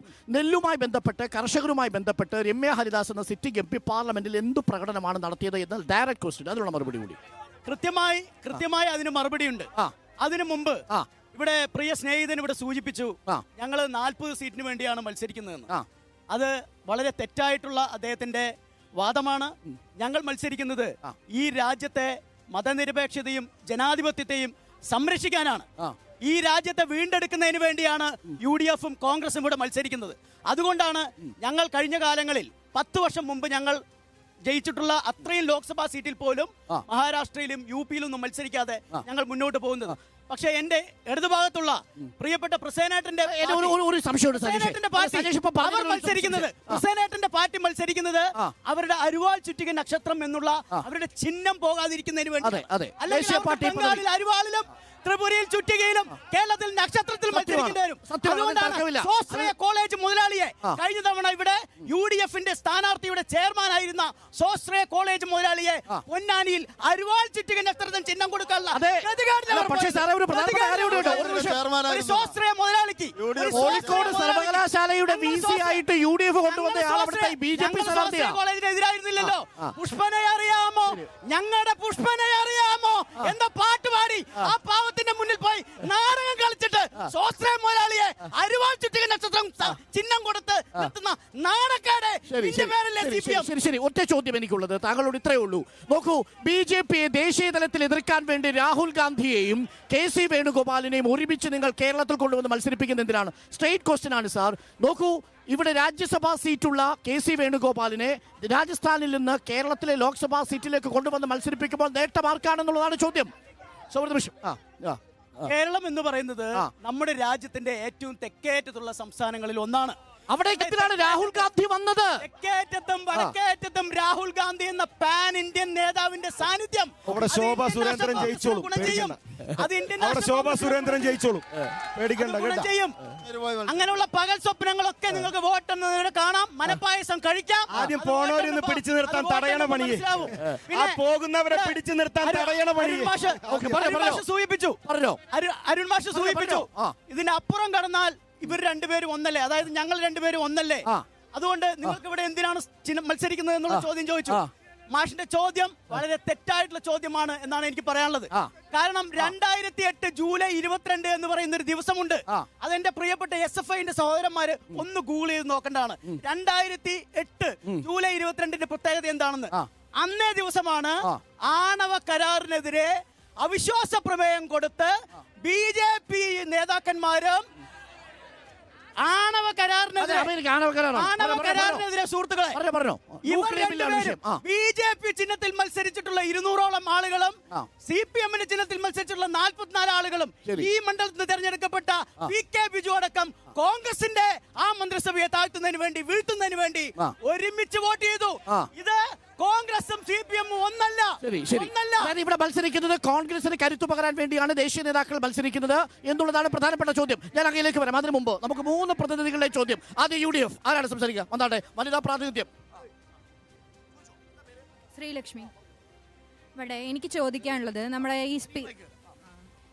ഈ സ്പീച്ചിന്റെ തുടക്കത്തിൽ നമ്മുടെ കമ്മ്യൂണിസ്റ്റിന്റെ സാറ് പറഞ്ഞു എല്ലാവർക്കും പെൻഷൻ കിട്ടുന്നുണ്ട് എന്നൊക്കെ. 13 മാസമായി ഇവിടെ 7 മാസം 13 മാസമായി കെട്ടിട നിർമ്മാണം ഉള്ളവർക്ക് കെട്ടിട നിർമ്മാണം തൊഴിലാളി 7 മാസമായി, ബാക്കിയുള്ളവർക്ക് 13 മാസമായി കെട്ടിട നിർമ്മാണ തൊഴിലാളി. ശരി പറഞ്ഞോ. അടുത്തത് അവർ കെട്ടിട നിർമ്മാണ തൊഴിലാളികൾക്കുള്ള 13 മാസത്തെ കാര്യം പറഞ്ഞത്. പറഞ്ഞോ. സപ്ലൈകോല് വെറും വെള്ള തുണിയിട്ടിട്ട് മൂടിയിരിക്കുക. വെറും വെള്ള തുണി, സാധനങ്ങളില്ല, വെള്ള തുണിയിട്ട് മൂടിയിരിക്കുക. എന്നിട്ട് പാവങ്ങളുടെ നെഞ്ചത്ത് ചവിട്ടിയിട്ട് അപ്പുറത്തും ഇപ്പുറത്തും തട്ടിക്കളിക്കുക. ലാവലിന് ഇവിടെ അവിടെ അമ്പലം കെട്ടിപ്പണിയുക, അതിന്റെ മേലെ കൂടി പള്ളി കെട്ടിപ്പണിയുക, അങ്ങോട്ടും BJPയും കമ്മ്യൂണിസ്റ്റും കൂടി തട്ടിക്കളിക്കുക. പാവങ്ങളുടെ നെഞ്ചത്ത് ചവിട്ടിയിട്ട് ഇതിനെന്നാ ഒരു പ്രശ്നത്തിനൊരു കണ്ടുകൊണ്ട് ഇടതു മുന്നണിക്ക് വോട്ട് ചെയ്യില്ല, അതാണ് പറയുന്നത്. വോട്ട് ചെയ്യില്ല, BJPക്കും വോട്ട് ചെയ്യില്ല. ഓക്കെ, പ്രസിഡന്റ് സാറിനോടാണ് ഒരു ചോദ്യം. ഞാൻ വരാം. പ്രസിഡന്റ് സാറിനോടാണ് ഒരു ചോദ്യം. സാർ, കേരളത്തിലെ ഏറ്റവും വലിയ പൊതുമേഖലാ സ്ഥാപനമായ KSRTCയിൽ ഉദ്യോഗസ്ഥർക്ക് ശമ്പളമില്ല, പെൻഷനായ ആൾക്കാർക്ക് പെൻഷനില്ല, ജോലിക്കായി 8 വർഷമായി കാത്തിരിക്കുന്ന ചെറുപ്പക്കാർക്ക് തൊഴിലുമില്ല. 8 വർഷമായി KSRTCക്കകത്ത് നിയമന നിരോധനം നടത്തിയിരിക്കുകയാണ്. സാർ, എന്താണ് നമ്മുടെ യുവാക്കൾക്ക് ഒരു ജോലി കൊടുക്കുവാൻ KSRTCയിൽ എന്തുകൊണ്ട് സാധിക്കുന്നു? ഇവിടെ ആരാ സംസാരിക്കുന്നത്? പറഞ്ഞോ. ചോദ്യം ആരോടെങ്കിലും ആവാം. കോൺഗ്രസിന്റെ പ്രതിനിധിയോടാണ്. സജേഷോട് ചോദിച്ചോ. ചോദിച്ചോ. മൈക്കുണ്ട്, അവിടെ കേൾക്കുന്നുണ്ട്. ഞങ്ങൾ ചോദിച്ചത്, കോൺഗ്രസിന്റെ പ്രതിനിധി ഇവിടെ സൂചിപ്പിച്ചു 404 സീറ്റിൽ നിന്ന് 40. കേട്ടോ, ഓഡിയൻസ് ഉണ്ട്, ടി വിയിൽ കേൾക്കുന്നുണ്ട്. ചോദിച്ചോളൂ, ഉറക്കെ ചോദിച്ചോളൂ. കേൾക്കും. ഓഡിയോ മൈക്ക് ഓണാണ്, TV കേൾക്കുന്നുണ്ട്. കേട്ടോ. ഓഡിയൻസ് കേൾക്കാം. കൊടുത്തോ. ഞങ്ങൾക്ക് പറഞ്ഞോ. ഞങ്ങൾക്ക് പറയാനുള്ളത്, കഴിഞ്ഞ ചർച്ചയിൽ കോൺഗ്രസിന്റെ പ്രതിനിധി ഞങ്ങൾ ചോദിച്ചതിനുള്ള ഉത്തരവല്ല കൊടുത്തത്. ബഹുമാന്യനായ കോൺഗ്രസിന്റെ പ്രതിനിധി നല്ല ഉത്തരം തരുമെന്ന് പ്രതീക്ഷിക്കുന്നു. അതുകൊണ്ട് ചോദിക്കാണ്, ഇവിടെ BJPക്കെതിരായിട്ടാണ് കോൺഗ്രസ് മത്സരിക്കുന്നത് എങ്കിൽ രാജസ്ഥാനിലെ രാജ്യസഭാ MP ആയിട്ടുള്ള വേണുഗോപാൽ ആലപ്പുഴയിൽ വന്ന് മത്സരിക്കേണ്ട കാര്യം എന്തായിരുന്നു? തോറ്റിട്ട് തിരിച്ച് അദ്ദേഹം അങ്ങോട്ട് പോയാൽ ഇവർ ജയിച്ചാലോ? കോൺഗ്രസിന് അവിടെ ഒരു രാജ്യസഭാ MPയെ വിജയിപ്പിക്കാനുള്ള ശേഷി പോലുമില്ല. രാജ്യസഭയിലാണെങ്കിൽ 3 സീറ്റിന്റെ വ്യത്യാസത്തിലാണ് NDA പുറകിൽ നിൽക്കുന്നത്. അതുകൂടി ആലോചിക്കണമായിരുന്നു. 4ൽ 3 ഭൂരിപക്ഷം കിട്ടിയാൽ ഭരണഘടന പോലും ഇല്ലാതാക്കുമെന്നിരിക്കെ അത്യാർത്ഥിമുണ്ട് ഇവിടെ BJPക്കെതിരായി മത്സരിക്കുക എന്നതിൽ നിന്ന് മാറി CPM ഒരു അജണ്ടയായി KC വേണുഗോപാലിനെ പോലുള്ള ഒരു ദേശീയ നേതാവ് മാറാൻ പാടുണ്ടോ? ഇത് കോൺഗ്രസിന്റെ പാപ്പരത്വമല്ലേ? BJP ഒരു നിമിഷം മറുപടി പറയല്ലേ സാർ? അവസാനം ഒരു നിമിഷം പറഞ്ഞോ. അന്നം തരുന്ന കർഷക ജനത ഇവിടെ ചിറ്റൂരിൽ അനുഭവിക്കുന്ന ഒരു വേദനയെ കുറിച്ചാണ് പറയുന്നത്. കഴിഞ്ഞ 10 ദിവസങ്ങളായി കർഷക ജനത ഇവിടെ തെരുവിൽ സമരത്തിലായിരുന്നു. വെള്ളത്തിന് വേണ്ടിയിട്ട് വെള്ളത്തിനായി സമരത്തിലായിരുന്നു. ആ കൃഷി ചെയ്ത സ്ഥലം കത്തിച്ചു കളയുന്ന അവസ്ഥ വരെ ഈ ചിറ്റൂർ മണ്ഡലത്തിലുണ്ടായി. ആ അർഹതപ്പെട്ട വെള്ളം നേടിയെടുക്കാൻ സാധിക്കാത്ത ഈ ഇന്ത്യ മുന്നണിയിലെ ഒറ്റ ആളുകള് എന്ത് മുഖവും കൊണ്ടാണ് ഇവിടത്തെ ജനങ്ങളോട് പോയിട്ട് വോട്ട് ചെയ്യണേ എന്ന് ചോദിക്കുന്നത്. ഒന്ന് അതോടൊപ്പം തന്നെ ഇതെല്ലാം അതിജീവിച്ചുകൊണ്ട് കുറച്ച് നെല്ലുമായിട്ട് സപ്ലൈകോയിൽ പോയി കഴിഞ്ഞാൽ അതെടുത്ത ശേഷം അതിന്റെ കാശ് വേണമെന്ന് പറഞ്ഞ് ബാങ്കിൽ പോകുമ്പോ അവിടുത്തെ മഹാമാരി പറയണ കാശില്ല, ലോണായിട്ട് തരാം. എങ്ങനെ ലോണായിട്ട് തരാം? കാശ് തരില്ല, വീണ്ടും കടങ്കാരനാക്കാം. ലോണായിട്ട് തരാമെന്ന് ഒരു ഉളുപ്പുമില്ലാതെ പറഞ്ഞുകൊണ്ട് ഇവിടത്തെ കർഷക ജനതയെ മുഴുവൻ ആത്മഹത്യയുടെ വക്കിലാക്കിയ ഈ ഇന്ത്യ മുന്നണിക്കാര് എന്ത് മുഖവും കൊണ്ടാണ് ഇവിടെ ജനങ്ങളോട് വോട്ട് ചോദിക്കാൻ വരുന്നത് എന്ന് പറയണം. അപ്പൊ ഇന്ത്യയിലെ ബാക്കി ആത്മഹത്യ ചെയ്യുന്ന കർഷകരുടെ കാര്യത്തിൽ ആര് ഉത്തരവാദിത്വം എടുക്കും? ഇന്ത്യയിലെ എവിടത്തെ? ഇന്ത്യയിൽ മുഴുവൻ, മഹാരാഷ്ട്ര അല്ല, ഇവിടത്തെ ചിറ്റൂരിലെ വിഷയം സംസാരിച്ചുകൊണ്ടിരുന്നു. അല്ലല്ല, മൊത്തം ഇവിടുത്തെ നമ്മൾ LDF-നെയാണ് ദേശീയ തലത്തിൽ മൊത്തം ഇവിടുത്തെ അത്രയും പ്രശ്നങ്ങളൊന്നും ആലത്തൂരിലെ ഇപ്പൊ ചർച്ച നടക്കുന്നത്. ഓരോ ചോദ്യങ്ങളുടെ മറുപടി ആദ്യം നമ്മൾ എടുത്തിട്ട് വരാം. ആദ്യം നമ്മൾ സജീഷിൽ നിന്ന് തുടങ്ങാം. സജീഷ്, താങ്കളോടുള്ള ചോദ്യമായിരുന്നു, ദേശീയ രാഷ്ട്രീയത്തിലുള്ള പ്രസക്തിയുള്ള ചോദ്യമാണ് ചോദിച്ചത്. എങ്ങനെയാണ് മറുപടി? എന്തുകൊണ്ടാണ് KC വേണുഗോപാലിനെ പോലെ ദേശീയ തലത്തിലെ സംഘടനാ ചുമതലയുള്ള സെക്രട്ടറിയും രാഹുൽ ഗാന്ധിയും കേരളത്തിൽ വന്ന് മത്സരിക്കുന്നത്? ഇവിടെ BJP ഒരു മത്സര ശക്തിയെ വരുന്നതല്ലേ ഉള്ളൂ. നിങ്ങൾക്ക് ഉത്തരേന്ത്യയിൽ പോയി മത്സരിച്ചാൽ പോരായിരുന്നോ എന്നാണ് ചോദ്യം. അത് പ്രിയപ്പെട്ട സുഹൃത്ത്, ഈ ഇന്ത്യൻ പ്രധാനമന്ത്രിയെ നിർണയിക്കുന്നത് രാജ്യസഭയുടെ എണ്ണം കണക്കാക്കിയിട്ടാണെന്ന് തെറ്റിദ്ധരിച്ചിട്ടുണ്ടോ എന്ന് എനിക്കൊരു സംശയമുണ്ട്. ഇന്ത്യൻ പ്രധാനമന്ത്രിയെ നിശ്ചയിക്കുന്നത് ലോക്സഭയിലെ അംഗങ്ങളുടെ എണ്ണം അനുസരിച്ചാണ്. അതെ, ഇന്നത്തെ ഇന്ത്യയുടെ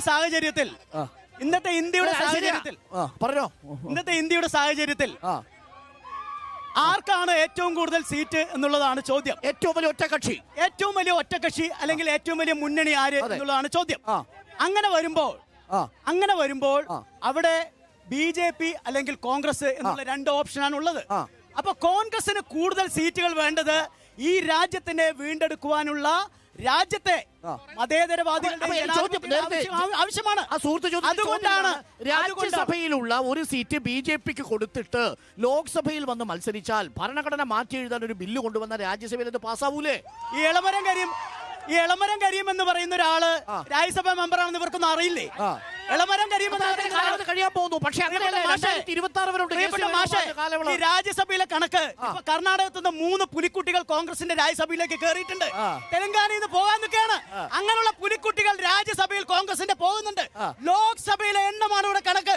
അതുകൊണ്ട് BJP-യുടെ വർഗീയ ഫാസിസ്റ്റ് നയങ്ങളെ എതിർക്കുവാൻ ലോക്സഭയിൽ ഒരാളെങ്കിൽ കൂടുതൽ കൈപ്പത്തിയിൽ ഞങ്ങളുടെ അജണ്ടയാണ്.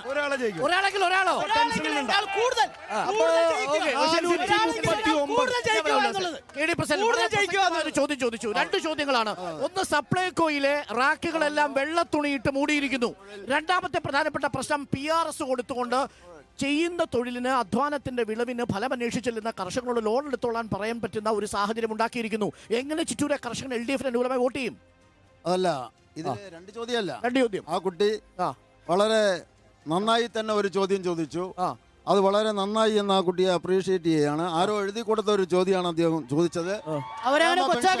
25 മാസമായി കിട്ടിയില്ല എന്നതാണ്. UDF കേരളം ഭരിക്കുമ്പോ 600 രൂപയായിരുന്നു ക്ഷേമ പെൻഷൻ പ്രതിമാസം. അത് 34 ലക്ഷം പേർക്കാണ് അവർ കൊടുത്തുകൊണ്ടിരുന്നത്. ആ 34 ലക്ഷം പേർക്ക് 600 രൂപ മാത്രം പെൻഷൻ കൊടുത്തുകൊണ്ടിരുന്ന UDF 5 വർഷക്കാലം കൊണ്ട് വിതരണം ചെയ്ത പെൻഷൻ തുക കേവലം 9,000 കോടി രൂപ മാത്രമാണ്. എന്നാൽ LDF-ന്റെ കാലത്ത് 1,600 രൂപയായി പെൻഷൻ വർദ്ധിപ്പിച്ചു. 60 ലക്ഷം പേർക്ക് പെൻഷൻ വിതരണം ചെയ്യുന്നു. 7 വർഷം കൊണ്ട് 57,000 കോടി രൂപയാണ് പെൻഷൻ തുകയായി വിതരണം ചെയ്തത്. ഇപ്പൊ 3 മാസക്കാലം കൊടുക്കാൻ കഴിയാതെ പോയത് കേന്ദ്ര ഗവൺമെന്റ് അനുവദിക്കാത്തതിന്റെ ഫലമായിട്ടാണ്. 57,000 കോടി LDF വിതരണം ചെയ്തു. ഇപ്പൊ പെൻഷൻ കുറച്ച് മാസം കൊടുക്കാൻ കഴിയാതെ പോയത് UDF-ഉം ഇവിടെ നിന്ന് തെരഞ്ഞെടുക്കപ്പെട്ട MP-മാർ BJPക്ക് അനുകൂലമായി കൈവക്കി കേരളത്തിന് കടം വാങ്ങാനുള്ള അനുമതി നിഷേധിച്ചു. കേരളത്തിന്റെ നികുതി വീതം വെട്ടിക്കുറച്ചു. അതിന്റെ ഭാഗമായി പാവപ്പെട്ട ക്ഷേമ പെൻഷൻ വിതരണം ചെയ്യാൻ കഴിയാത്ത അവസ്ഥ എന്തോ ചോദിക്കാനുണ്ട്. ചോദിച്ചോ. ഈ വർദ്ധിപ്പിച്ചു ചോദിച്ചോ. ഓണാണോ? ഈ വർദ്ധിപ്പിച്ചു എന്ന് പറഞ്ഞാ ഈ വർദ്ധിപ്പിച്ച സാധനം കൊടുത്തില്ലെങ്കിൽ പിന്നെ എന്തിനാ പൂത്തി വെക്കാൻ? കൊടുത്തല്ലോ 57,000 കോടി റുപ്യ. ആ കണക്കാണല്ലോ പറഞ്ഞത്. 57,000 കോടി രൂപ കൊടുത്തു. ഒരു പെൻഷൻ വാങ്ങുന്ന ആൾക്ക് ഈ കഴിഞ്ഞ വർഷത്തിന്റെ കണക്ക് 1,30,000 രൂപ ഒരു പെൻഷനർക്ക് LDF ഗവൺമെന്റ് കാലത്ത് ഇപ്പൊ കൊടുത്തിട്ടുണ്ട്. ഇപ്പൊ കൊടുക്കാനുള്ളത് 2 ആഴ്ചക്കകം ഞങ്ങൾ കൊടുക്കും എന്നത് മന്ത്രിയുടെ ഒരു നിമിഷം. 7 മാസത്തെ പെൻഷൻ ഉണ്ട്. ഇല്ല, ഒരിക്കലും ഇല്ല. 5 മാസത്തെ പെൻഷൻ മാത്രമേ ഉള്ളൂ. അത് ഞങ്ങൾ കൊടുത്തു കഴിഞ്ഞു. പിന്നെ കൊടുക്കാനുള്ളത് ഞാൻ പറഞ്ഞല്ലോ, 5 മാസത്തെ പെൻഷൻ കൊടുക്കാനുണ്ട്. അതിന് കടം വാങ്ങാനുള്ള അനുമതി നിഷേധിച്ചു. ആ നിഷേധിച്ച കേന്ദ്ര ഗവൺമെന്റ് അനുകൂലമായി എന്ന് മനസ്സിലാക്കണം. ഇവിടെ മറ്റൊരു കാര്യം ചോദിച്ചു. നിയമനത്തിന്റെ തൊഴിലില്ലായ്മയുമായി ബന്ധപ്പെട്ട് നിങ്ങൾ തൊഴിൽ കൊടുത്തോ? ഇവിടെ ചോദിച്ചു. KSRT എന്ന് പറയുന്ന പൊതുമേഖലാ സ്ഥാപനത്തിൽ തൊഴിൽ കൊടുത്തോ എന്ന്. തൊഴിലുമായി ബന്ധപ്പെട്ട് കൃത്യമായ കണക്കുണ്ട്. ഇന്ത്യ രാജ്യത്ത് ഇന്ത്യൻ റെയിൽവേയിൽ ഇപ്പോൾ 10 ലക്ഷം തൊഴിലവസരങ്ങൾ നിൽക്കുകയാണ്. ഒരു നിയമനവും നടത്തിയിട്ടില്ല, ഒരു ചോദ്യവുമില്ല. KSRTC പ്രശ്നമുണ്ട്, ഞങ്ങൾ സമ്മതിക്കുന്നു. പക്ഷേ ദേശീയ ഗവൺമെന്റിന്റെ തന്നെ കണക്ക് വന്നു. 2023 ജനുവരി മുതൽ ജൂൺ മാസം വരെയുള്ള കണക്ക് 26 സംസ്ഥാന PSCകൾ മുഖാന്തരം നിയമനം നടത്തിയത് 19,646 നിയമനമാണ്. അതിൽ 15,146 നിയമനവും ഈ കേരള സംസ്ഥാനത്താണ്. കോൺഗ്രസ് ഭരിക്കുന്ന ഹിമാചൽ പ്രദേശിൽ 503 നിയമനങ്ങൾ മാത്രമാണ് കഴിഞ്ഞ വർഷം നടന്നു എന്നാണ് കണക്ക്. ഇപ്പോൾ കോൺഗ്രസ് ഭരിക്കുന്ന ആന്ധ്രയിൽ 170 സർക്കാർ നിയമനം മാത്രമാണ്, നിയമനം മാത്രമാണ്. മറുപടി വ്യക്തമാണ്. ഇനി ഉല്ലാസിനോടുള്ള ചോദ്യം കൂടിയാണ് ഇവിടെ ചോദിച്ചത്. എന്തുകൊണ്ടാണ് ഒരു സാധാരണ കർഷകൻ ആത്മഹത്യ ചെയ്യുമ്പോൾ ആ വികാരം LDFനോട് മാത്രമായി തീരുന്നത്? അത് കേന്ദ്രത്തിന്റെ കണക്കിൽ ഉൾപ്പെടുത്താത്തത് എന്താണെന്നുള്ളതാണ് ഒരു ചോദ്യം. ഞാനൊരു കാര്യം ചോദിച്ചു. ആലത്തൂരിന്റെ പാർലമെന്റിന്റെ ചർച്ച നമ്മളിവിടെ നടക്കുന്നു. നമുക്ക് കൃത്യമായിട്ട് ദേശീയ പൊളിറ്റിക്സും കേരള പൊളിറ്റിക്സും ഒക്കെ നമ്മൾ സംസാരിക്കുന്നുണ്ട്. ഈ കേരളത്തിനകത്ത് കർഷകനോട് നീതികേട് കാണിച്ച് ഇവർക്ക് എന്തടിസ്ഥാനത്തിലാണ് ഞങ്ങളോട് ചോദ്യം ചെയ്യാനായിട്ട്, അല്ലെങ്കിൽ നരേന്ദ്രമോദി സർക്കാർ നടപ്പിലാക്കിയിട്ടുള്ള പദ്ധതികളുടെ ഗുണഭോക്താക്കളായിട്ട് ഇരുന്നിട്ട് ആ ഗുണഭോക്താക്കളായി ഇരുന്ന ആ ഗുണവും വാങ്ങിച്ചു വെച്ചിട്ട് കിസാൻ സമ്മാൻ നിധി അടക്കമുള്ള, മാതൃവന്ദൻ യോജന അടക്കമുള്ള, ഉജ്ജ്വല യോജന അടക്കമുള്ള, സൗഭാഗ്യ യോജന അടക്കമുള്ള, ഫസൽ ഭീമ യോജന അടക്കമുള്ള, സ്റ്റാൻഡ് ബൈ മിത്ര സ്റ്റാർട്ടപ്പ് പദ്ധതികൾ അടക്കമുള്ള കൃത്യമായ പദ്ധതികൾ നേടിയെടുത്ത് വനിതാ ബിൽ അവതരിപ്പിച്ച് ഈ നാടിനോട് കൂറ് കാണിച്ച് 10 വർഷം കൊണ്ട് ഇന്ത്യയെ കൈപ്പിടിച്ചുയർത്തിയ പ്രധാനമന്ത്രിയുടെ പദ്ധതികൾ ഈ ആലത്തൂർക്ക് കൊണ്ടുവരാൻ കഴിവില്ലാത്തവരുടെ MP ആയി അങ്ങയുടെ MP മാറി. നോക്കൂ എന്തു വലിയ നാണക്കേടാണ്. 1,734 കോടി രൂപ ചെലവാക്കിയത്ര ഹൈമാസ്റ്റ് വിളക്കിൽ വികസനം ഒളിപ്പിച്ചിരിക്കുന്നവരുടെ MP 1,734 കോടി തൊഴിലുറപ്പ് പദ്ധതി മൂപ്പരുടെ പേരിൽ വെച്ചിരിക്കുക. 1,734 കോടി നോട്ടീസ് ആണോ സജീഷേ? 1,734 കോടി എഴുതി വെക്ക്. 17 കോടിയാണ് ഒരു MP-യുടെ ഫണ്ട് എന്തിരിക്കുക. 1,734 കോടി എങ്ങനെ വരും? ചതി വഞ്ചന, ജനങ്ങളെ പറ്റിക്കല്. അതിൽ 1-ാം നമ്പർ കോൺഗ്രസ്, 2-ാം നമ്പർ സർക്കാർ മുന്നിൽ വെച്ച് 8 കൊല്ലമായി വഞ്ചിക്കുന്നു. ഒരു സംശയം വേണ്ട അരുൺകുമാർ, നിസ്സംശയം എഴുതി വെച്ചോ. ഈ കേരളത്തിൽ നിന്ന് BJPയുടെ നേതൃത്വത്തിലുള്ള MP-മാർ ഡൽഹിയിലേക്ക് പോകും. ഇന്ത്യ രാജ്യത്ത് 4 ലക്ഷം കർഷകരാണ് ഈ NDA ഭരണകാലത്ത് ആത്മഹത്യ ചെയ്യേണ്ടി വന്നത്. കണക്കിന് വരുന്ന കർഷകർ കേരളത്തിലുള്ള നിങ്ങളുടെ കാര്യം പറ. ഒരു വർഷക്കാലം ചെയ്യേണ്ടി വന്നതാണ്. ആ നെൽകർഷകരുടെ ആ കൂട്ടത്തിലേക്ക് കാശ് കൊണ്ടുപോയിട്ട് ആ പണം തരാതിരിക്കുന്നവരാണ് കേന്ദ്ര ഗവൺമെന്റ്. 1,200 കോടി കർഷകരുടെ പൈസ കർഷകരെ എനിക്കൊരു ചോദ്യമുണ്ട്. ഉല്ലാസ്, എന്റെ ചോദ്യം ഇതാ. നിങ്ങൾ ഭാരത് റൈസ് പാലക്കാട് വിതരണം ചെയ്തു. ഈ ഭാരത് റൈസിന് വേണ്ടി FCIയിൽ നിന്ന് സപ്ലൈകോയ്ക്ക് ടെൻഡറിൽ പങ്കെടുക്കാനുള്ള അനുമതി നിഷേധിച്ചത് എന്തിനാ? ഞാൻ ചോദിക്കട്ടെ, ആ. അതിനകത്ത് കുത്തിത്തിരിപ്പുമായിട്ട് നിങ്ങൾ ആരും വന്നിട്ട് കാര്യമില്ല. നിങ്ങൾ ആരും വന്നിട്ട് കാര്യമില്ല. കൃത്യമായി ജനങ്ങളിലേക്ക് എത്തിയോ ഇല്ലയോ? ഭാരത് റൈസ് കൃത്യമായി ജനങ്ങളിലേക്ക് എത്തിയോ? അവർ കഴിച്ചോ ഇല്ലയോ? കൃത്യമായി എത്തി. നരേന്ദ്രമോദി സർക്കാർ കൃത്യമായി ജനങ്ങളിലേക്ക് കേന്ദ്ര സംവിധാനങ്ങളിലേക്ക് എത്തിച്ചെന്ന് കൊടുത്താൽ അത് കട്ടുവെക്കും. ഇവരിലൂടെ കൊടുത്താൽ അതും കട്ടുവെക്കുന്നവർ. അത് നിങ്ങൾ കൃത്യമായി പറയണം. ഭാരത് റൈസ് ഫെഡറൽ സംവിധാനത്തിന്റെ തകർച്ചയാണെന്ന് ഇവർ പറഞ്ഞു. ഫെഡറലിസം വെള്ളത്തിലിട്ടാൽ അത് വേവൂല, വിശപ്പടങ്ങൂല. ഭാരത് റൈസ് വെള്ളത്തിട്ട് അത് വേവും, വിശപ്പടങ്ങും. ഞങ്ങൾ കൃത്യമായി നടപ്പിലാക്കി കൊടുത്തു. നിങ്ങൾ ചതിക്കുമെന്നുള്ളത് കൊണ്ട് ജനങ്ങളിലേക്ക് നേരിട്ട് കൊടുത്തു. വിതരണം ചെയ്യാനുള്ള അരി എടുത്തുകൊണ്ട് പോവുകയാണ്.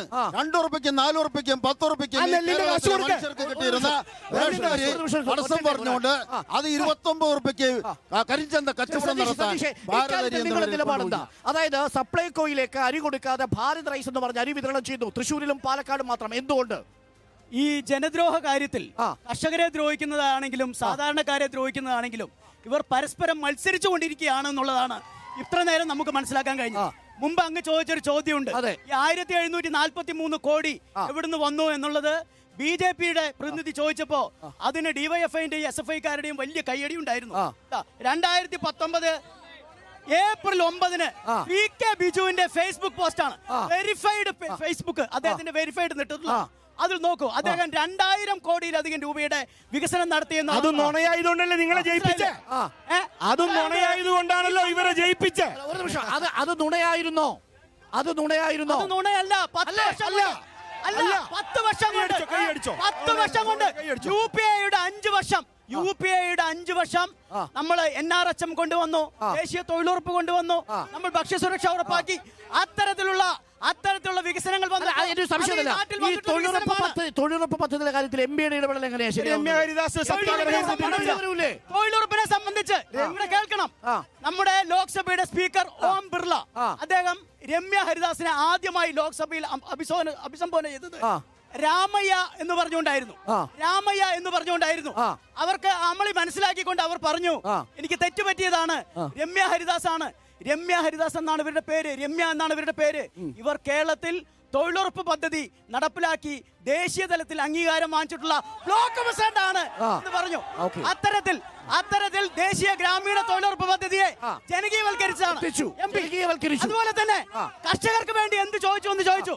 രമ്യ ഹരിദാസിന്റെ ലോക്സഭയിലെ ആദ്യത്തെ ചോദ്യം നെൽകർഷകർക്ക് വേണ്ടിയുള്ള ചോദ്യമായിരുന്നു.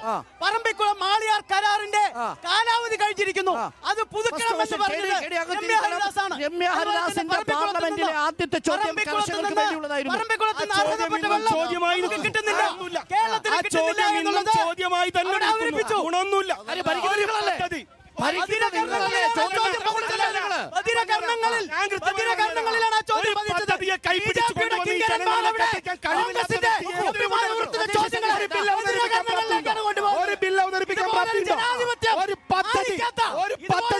സാധാരണക്കാർക്കുള്ള പദ്ധതി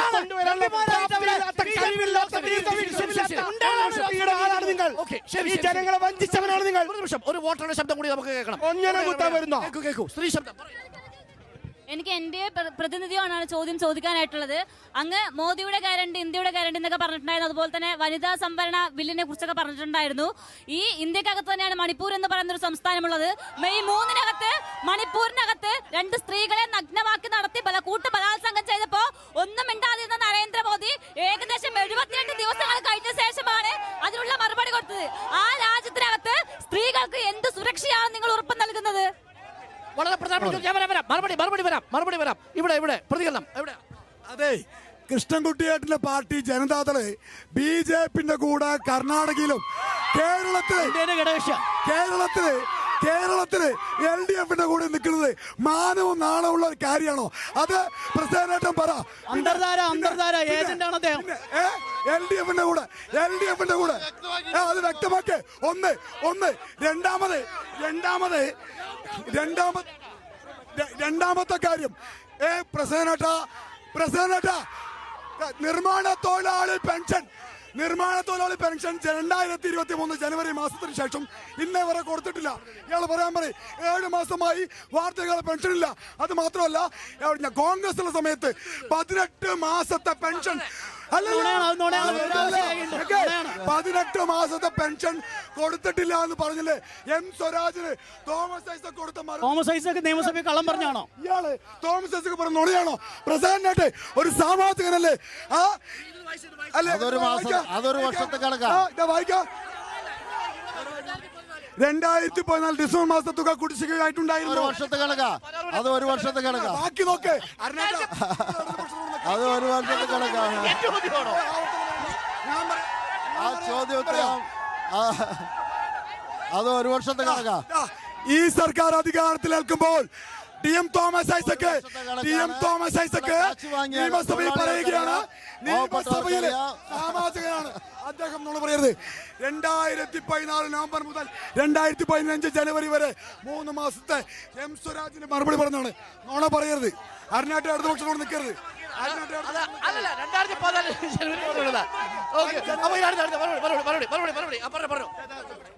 ഒരു ചോദ്യം. 19 കോടി സംതിങ് തൊഴിൽരഹിതർക്ക് PSC വഴി നിയമനം കൊടുത്തു എന്ന് പറയുന്നു. പിന്നെ എന്തിനാണ് ഇപ്പൊ പോയ മാസങ്ങളില് ഈ ആറ്റുകാൽ പൊങ്കാല നടക്കുന്ന സമയത്തൊക്കെ തൊഴിലഭ്യർത്ഥികള് PSC എഴുതിയിട്ട് റാങ്ക് ലിസ്റ്റിൽ പേരുള്ള ഉദ്യോഗാർത്ഥികള് അവിടെ സെക്രട്ടേറിയറ്റിന്റെ മുന്നില് അവിടെ ധാരണ നടത്തുന്നു, പ്രതിഷേധ പൊങ്കാല നടത്തുന്നു. എന്താണ് പറയാനുള്ളത്?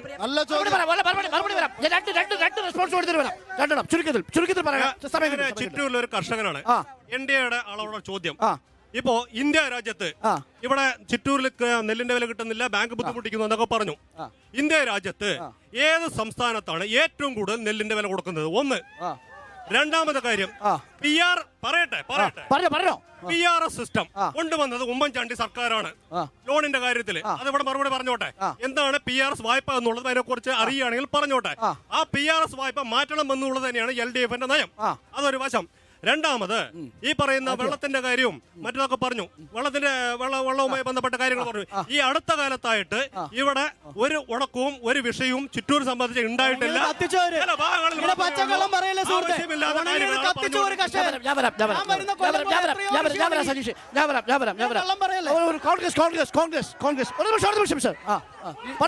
ഈ നെല്ലിന്റെ വിഷയത്തിൽ PRSന്റെ കാര്യം പറയുണ്ടായി.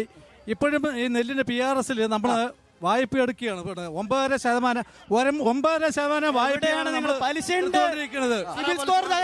ഗവൺമെന്റ് SBIയും കാനറ ബാങ്കും ഇത് കൊടുത്തുകൊണ്ടിരിക്കുകയാണ്.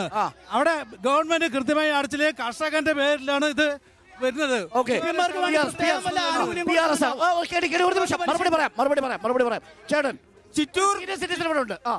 ചിറ്റൂർ നിയോജകമണ്ഡലത്തിൽ കർഷകർ ഏറ്റവും കൂടുതൽ കർഷകരുള്ള പ്രദേശമാണ്. കർഷകരുടെ വോട്ട് വാങ്ങി അധികാരത്തിൽ വന്ന ആളാണ് ഇപ്പോഴത്തെ മന്ത്രി. ഫസ്റ്റ് ക്രോപ്പിലും 20% കൃഷി ഉണങ്ങി. പെരുമാട്ടി കൃഷ്ണൻകുട്ടിയുടെ വീട്ടിന്റെ അടുത്ത് ഉണങ്ങി. ഇപ്പൊ 40% ഉണങ്ങി. യഥാർത്ഥത്തിൽ ഉള്ള വെള്ളം അവിടെ യഥേഷ്ടം വെള്ളം ഉണ്ടായിട്ട് പോലും ഈ ഭരണകർത്താക്കളുടെ കെടുകാര്യസ്ഥത കൊണ്ട്, ഇവരുടെ തമ്മിലടി കൊണ്ട് ഇവിടെ വെള്ളമെത്താതെ കർഷകരെ മുഴുവൻ വഞ്ചിച്ച മന്ത്രിയാണ് കൃഷ്ണൻകുട്ടി മന്ത്രി. അത് 40% കൃഷി ഉണക്കി കർഷകരനെ ആത്മഹത്യയിലേക്ക് തള്ളിവിട്ട ആളുകളാണ്. ഒരു സീനിയർ സിറ്റിസൺ പറഞ്ഞോ. സീനിയർ സിറ്റിസൺ ആണ്. ഇവിടുത്തെ രാഷ്ട്രീയ വിദ്യാർത്ഥികളോട് ആനുകൂല്യങ്ങളൊക്കെ എടുത്തു കളഞ്ഞു സീനിയർ സിറ്റിസൺ. ഈ ചേർത്ത് പിടിച്ചോ. ഇവിടെ ചിറ്റൂരിൽ നമ്മൾ വോട്ടർമാരാണ്. രാഷ്ട്രീയ വിദ്യാർത്ഥികളോടാണ് എനിക്ക് അഭിപ്രായം പറയാനുള്ളതും അവരുടെ മനസ്സിൽ പതിയാനും അവരുടെ പറയാനുള്ളതാണ്. മൂലത്തറ ഡാമിൽ അഴിമതി നടന്നിട്ടുണ്ട്. DYFI ആണ് പരാതി കൊടുത്തത് മൂലത്തറ ഡാമിന്റെ. ഹലോ, മൂലത്തറ ഡാമില് അഴിമതി നടന്നിട്ടുണ്ട്. അതിന്റെ വിഹിതം അനുജന് കൊടുത്തില്ല. അനുജൻ വിജിലൻസിന് പരാതി കൊടുത്തു. വിജിലൻസിന് പരാതി കൊടുത്തു. അങ്ങനെ PV വിളിച്ചു പറഞ്ഞു തിരുവനന്തപുരത്ത് നിന്ന്, ഇതെന്താ വലന്ന് കാപ്പിച്ച് അങ്ങോട്ട് കൊടുത്തൂടെ, പ്രശ്നം അവസാനിക്കുമല്ലോ. ഇതായിരുന്നു പറച്ചല്. അവസാനം ആ വിജിലൻസ് പരാതി പിൻവലിച്ചോ ഇല്ലയോ എന്നുള്ളതൊക്കെ അറിയില്ല. ഏതായാലും പിന്നെ രണ്ടാമത്തെ കാര്യം, പെൻഷൻ കിട്ടാതെ പലരും മരണപ്പെട്ടുകൊണ്ടിരിക്കുകയാണ്. ഇതിന് ഉത്തരവാദി കേടി പ്രസാനൻ പറയണം. രക്തവാദം വന്നിട്ടും ജീപ്പ് കയറിയിട്ടും മരണപ്പെട്ടുകൊണ്ടിരിക്കുകയാണ്. ഒരു സംശയം, ചേട്ടൻ പെൻഷൻ കിട്ടുന്നുണ്ടായിരുന്നോ? കിട്ടി. 7 മാസമായി കിട്ടുന്നില്ല. മരുന്നില്ല. മരുന്നിന് പൈസ ഇല്ല.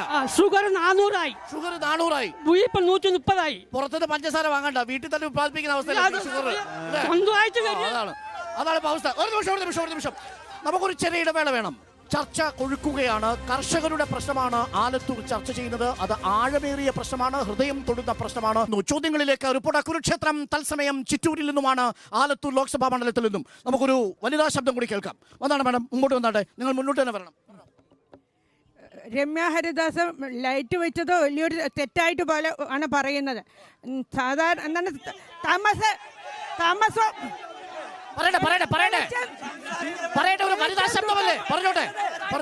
വെളിച്ചം ദുഃഖമാനുണ്ടി തമസല്ല സുഖപ്രദം എന്നാണോ നിങ്ങളുടെ? ഞാനൊരു അധ്യാപികയാണ്. ഞാൻ പഠിപ്പിക്കുന്നത് തമസോമ ജ്യോതിർഗമയ ഭയങ്കര ദേഷ്യമാണ്. കേരള BJP എന്ന് പറയുന്നത് ഒരു വേസ്റ്റ് ബാസ്ക്കറ്റ് ആയി തരം താണോണ്ടിരിക്കുകയാണ്. നിങ്ങൾ ആരെ വേസ്റ്റ് ഉദ്ദേശിച്ചത്? പത്മജയാണോ? ആ വേസ്റ്റിനെയാണോ നിങ്ങൾ തൃശ്ശൂർ മത്സരിപ്പിക്കാൻ നിർത്തിയത്? ആന്റണിയുടെ മകനാണെങ്കിലും ഇവരെല്ലാം വ്യക്തികൾ മാത്രമാണ്. ഇവരുടെ പുറകിൽ അണികളില്ല. ശരി പറഞ്ഞോളൂ. ഞങ്ങളുടെ ഉന്നത വിദ്യാഭ്യാസത്തിനായിട്ട് ചേർത്ത് പിടിച്ചോ.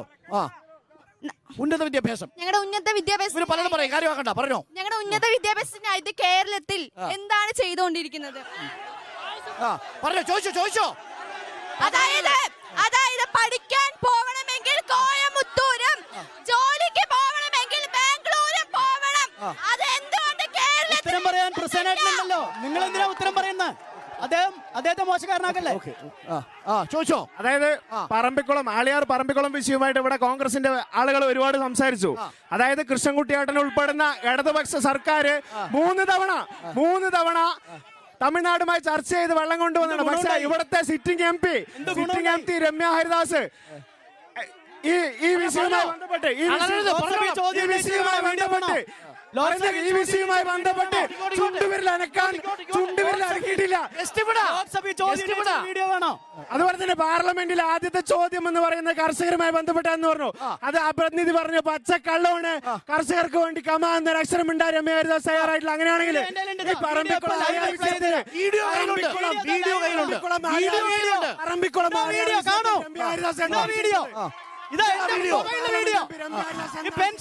പെൻഷൻ ആർക്കും മുടങ്ങിയിട്ടില്ലെന്നും നെല്ല് ഉണങ്ങിയിട്ടില്ലെന്നും പറയുന്ന LDF-ന്റെ ആളുകളോട് ഇത് അവർ പകലാണെന്നും പറഞ്ഞു. പറമ്പിക്കുളം ആളിയാർ വിഷയത്തിൽ രമ്യ ഹരിദാസ് എന്താണ് ഇടപെട്ടത്? എന്താണ് പറമ്പിക്കുളം ആളിയാർ വിഷയത്തിൽ പുതുക്കണമെന്ന് ആവശ്യപ്പെട്ടുകൊണ്ട് രമ്യ ഹരിദാസ് ലോക്സഭയിൽ ചോദ്യം ഉന്നയിച്ചിട്ടുണ്ട്. കെ അച്യുതൻ MLA ആയിരിക്കുന്ന കാലത്താണ് മൂലത്തറ ഡാം പൊട്ടിയത്. 20 വർഷക്കാലം ഭരിച്ചിട്ട് ഒരു കല്ല് വെക്കാൻ അച്യുതനെ കൊണ്ട് സാധിച്ചില്ല.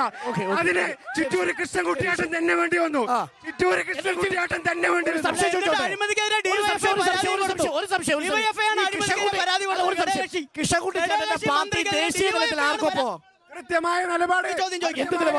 കൃത്യമായ നിലപാട് സംസ്ഥാന കമ്മിറ്റി രേഖപ്പെടുത്തിയിട്ടുണ്ട്. കേരളത്തിൽ ദേശീയ പാർട്ടി ആർക്കൊപ്പമാണ് സാർ? കേരളത്തിൽ ഇടതുപക്ഷവുമായി സഹകരിച്ച് മുന്നോട്ട് പോകുമെന്നാണ് തീരുമാനം. ആയിക്കോട്ടെ.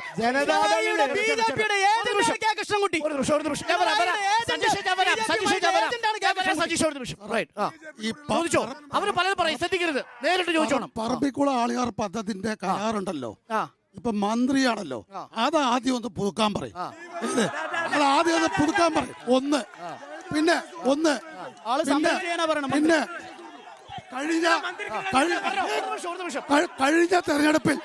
കഴിഞ്ഞ തെരഞ്ഞെടുപ്പിൽ രമ്യ ഹരിദാസിനെ സ്ത്രീത്വത്തിനെ അപമാനിച്ച വിജയരാഘവൻ തൊട്ടടുത്ത മണ്ഡലത്തിൽ മത്സരിക്കുന്നുണ്ട്.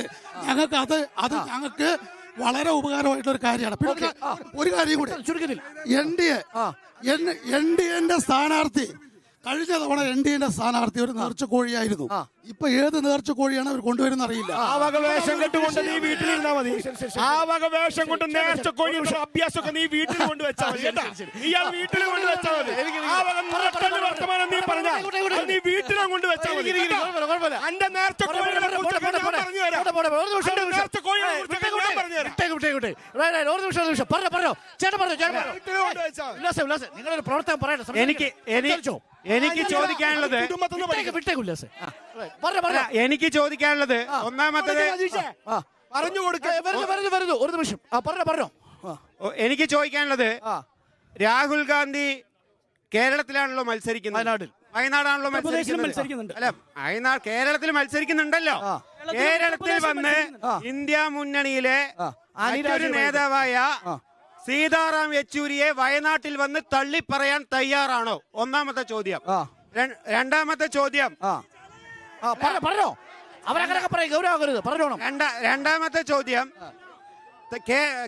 2015 നെല്ലിന്റെ താങ്ങുവില കേന്ദ്ര സർക്കാർ കൊടുത്തുകൊണ്ടിരുന്നത് 20 രൂപ, 15 രൂപയായിരുന്നു. അല്ല, ഇപ്പത് 7 രൂപ വർദ്ധിപ്പിച്ച് 21 രൂപയാക്കി. 7 രൂപ ഉണ്ടായിരുന്നത് 6 രൂപയായി സംസ്ഥാന സർക്കാർ 1 രൂപ കുറച്ചിട്ടുണ്ട്. നേരത്തെ ഒരു ചോദ്യം ചോദിച്ചത് ഇന്ത്യയിൽ ഏറ്റവും കൂടുതൽ താങ്ങുവില കൊടുക്കുന്നത് ഏത് സംസ്ഥാനത്താ?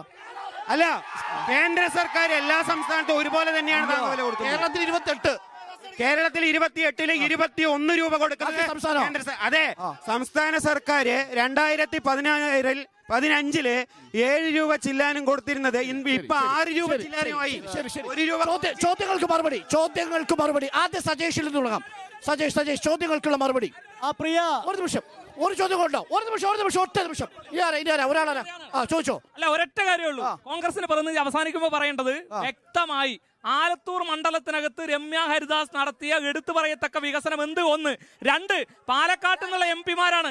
കോച്ച് ഫാക്ടറി ഒരു പ്രധാനപ്പെട്ട ഒരു വിഷയമാണ്. കോച്ച് ഫാക്ടറി വിഷയത്തിൽ നിങ്ങളെടുത്ത സമീപനം എന്തായിരുന്നു എന്നുള്ളത് ഇവിടെ പറയണം. അത് പ്രാവർത്തികമാകുക എന്നുള്ളത് NDA-യുടെ പ്രതിനിധിയുണ്ട്, അവരിവിടെ സൂചിപ്പിക്കും. മറ്റൊന്ന്, ഇവിടെ മൂലത്തറയുമായി ബന്ധപ്പെട്ടുകൊണ്ട് ഒരു വിഷയം പറഞ്ഞു.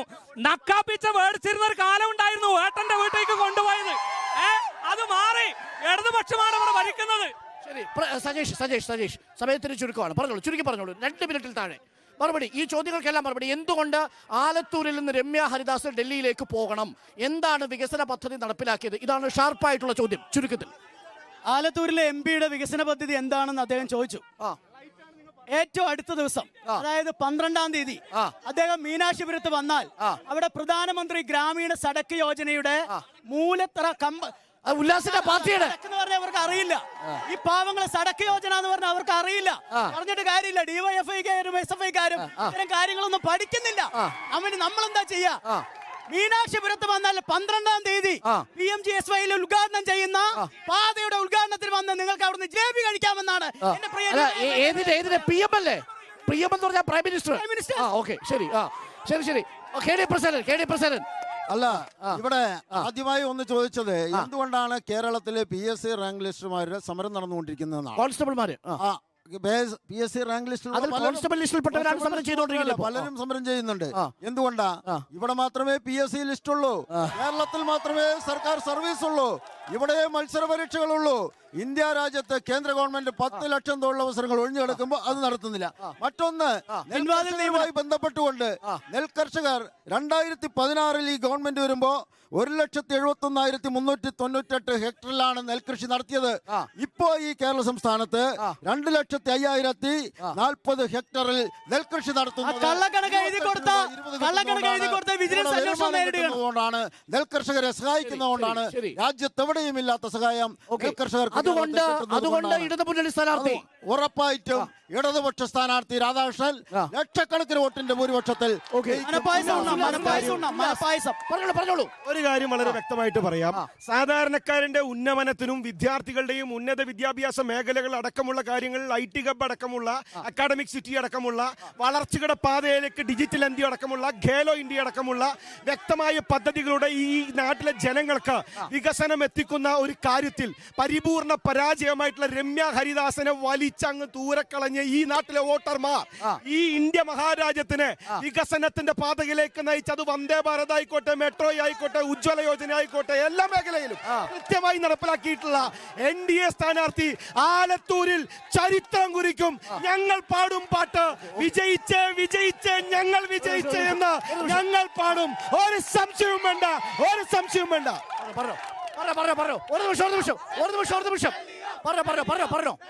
നമ്മുടെ എം പിയുടെ പ്രതിനിധിയോടാണ് എനിക്ക് ചോദിക്കാനുള്ളത്. 1700 ചില്ലാനും കോടി രൂപ ഈ ആലത്തൂർ മണ്ഡലത്തിന് വേണ്ടി ചെലവഴിച്ചു എന്ന് പറഞ്ഞു. 1700 ആയിക്കോട്ടെ. അപ്പൊ നമ്മുടെ ചിറ്റൂർ മണ്ഡലം വരൾച്ചയും കുടിവെള്ള ക്ഷാമവും നേരിടുന്ന ഒരു കിഴക്കൻ മേഖല ഉൾപ്പെടുന്ന ഒരു പ്രദേശമാണ് നമ്മുടെ. അതില് ഈ മണ്ഡലത്തിന് വേണ്ടി ഈ MP എത്ര കോടി രൂപ ഏതെല്ലാം മേഖലകളിൽ ഈ 5 വർഷം ചെലവ് ചെയ്തു? അത് വിശദമായിട്ട് ഫ്ലെക്സ് ഉണ്ട്. ആ ഫ്ലെക്സ് കണ്ടാൽ മനസ്സിലാവും. വിശദമായ ഫ്ലെക്സ് ഉണ്ടെന്ന് മാത്രമല്ല, ഇതാ വ്യക്തമായി ഞങ്ങൾ എഴുതിയിട്ടുണ്ട്. വ്യക്തമായി ഇതാ പ്രിയപ്പെട്ട അരുൺ മാഷോട് കാണിച്ചു തരികയാണ്. ഇത് ഉത്തരം മുട്ടുമ്പോ കൊഞ്ഞനം കുത്താന്നുള്ളതാണ് വേണ്ടത്. ഈ നാട്ടില് പെട്രോൾ ഡീസൽ വില കൊണ്ട് ആളുകൾക്ക് ജീവിക്കാൻ വഴിയില്ലാത്ത അവസ്ഥയാണ്. പെട്രോളിനും ഡീസലിനും ക്രൂഡ് ഓയിൽ വില അന്താരാഷ്ട്ര വിപണിയിൽ ഇത്രയും താഴ്ന്നിട്ടും പെട്രോൾ ഡീസൽ വില കൊണ്ട്